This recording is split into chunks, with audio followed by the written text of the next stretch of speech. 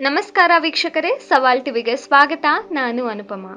ಇಂದಿನ ನಮ್ಮ ಸರ್ಕಾರಿ ಸೌಲಭ್ಯಗಳು ಕಾರ್ಯಕ್ರಮಕ್ಕೆ ನಿಮಗೆಲ್ಲರಿಗೂ ಸ್ವಾಗತ.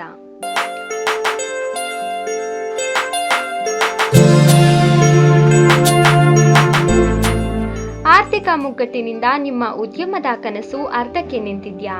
ಹಾಗಿದ್ರೆ ಕೇಂದ್ರ ಸರ್ಕಾರ ನಿಮಗಾಗಿ ಮಹಿಳಾ ಸಮೃದ್ಧಿ ಯೋಜನೆಯನ್ನು ಜಾರಿಗೆ ತಂದಿದೆ. ಹಿಂದುಳಿದ ವರ್ಗಗಳ ಮಹಿಳೆಯರನ್ನು ಆರ್ಥಿಕವಾಗಿ ಸಬಲರನ್ನಾಗಿ ಮಾಡುವ ಈ ಯೋಜನೆಯ ವಿಶೇಷತೆ ಏನು? ಯಾರಿಗೆಲ್ಲ ಈ ಯೋಜನೆಯ ಲಾಭ ಸಿಗಲಿದೆ?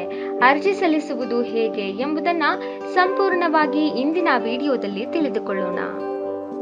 ಮಹಿಳಾ ಸಮೃದ್ಧಿ ಯೋಜನೆ.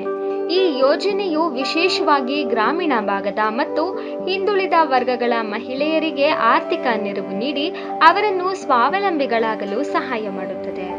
ಇದು ಕೇಂದ್ರ ಸಾಮಾಜಿಕ ನ್ಯಾಯ ಮತ್ತು ಸಬಲೀಕರಣ ಸಚಿವಾಲಯದ ಒಂದು ಅದ್ಭುತ ಯೋಜನೆಯಾಗಿದೆ.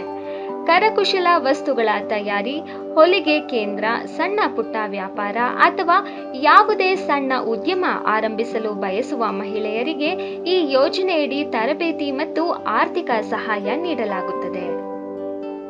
ಈ ಯೋಜನೆಯಡಿ ಸ್ವಂತ ಉದ್ಯೋಗ ಆರಂಭಿಸಲು ಗರಿಷ್ಠ 1,40,000ವರೆಗೆ ಆರ್ಥಿಕ ಸಹಾಯ ನೀಡಲಾಗುತ್ತದೆ. ಕೇವಲ 4% ಬಡ್ಡಿ ವಿಧಿಸಲಾಗುತ್ತದೆ.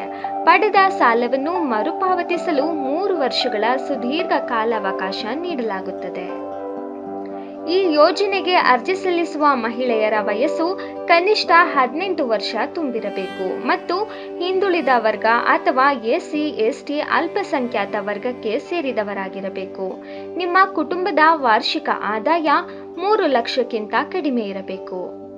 ಅರ್ಜಿ ಸಲ್ಲಿಸಲು ನಿಮ್ಮ ಆಧಾರ್ ಕಾರ್ಡ್, ಜಾತಿ ಮತ್ತು ಆದಾಯ ಪ್ರಮಾಣ ಪತ್ರ, ಬ್ಯಾಂಕ್ ಪಾಸ್ಬುಕ್, ಇತ್ತೀಚಿನ ಪಾಸ್ಪೋರ್ಟ್ ಸೈಜ್ ಫೋಟೋ ಅವಶ್ಯಕವಿರುತ್ತದೆ.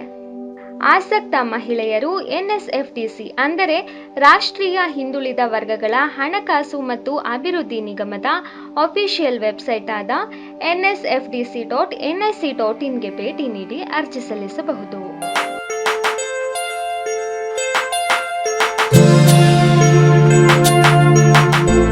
ಇದೇ ತರ ಹೆಚ್ಚಿನ ಮಾಹಿತಿಗಾಗಿ ಸವಾಲ್ ಟಿವಿಯನ್ನು ಸಬ್ಸ್ಕ್ರೈಬ್ ಮಾಡಿ, ಲೈಕ್ ಮಾಡಿ, ಶೇರ್ ಮಾಡಿ, ಹಾಗೆ ನಿಮ್ಮ ಅನಿಸಿಕೆಗಳನ್ನು ಕಮೆಂಟ್ ಬಾಕ್ಸ್ನಲ್ಲಿ ತಿಳಿಸಿ.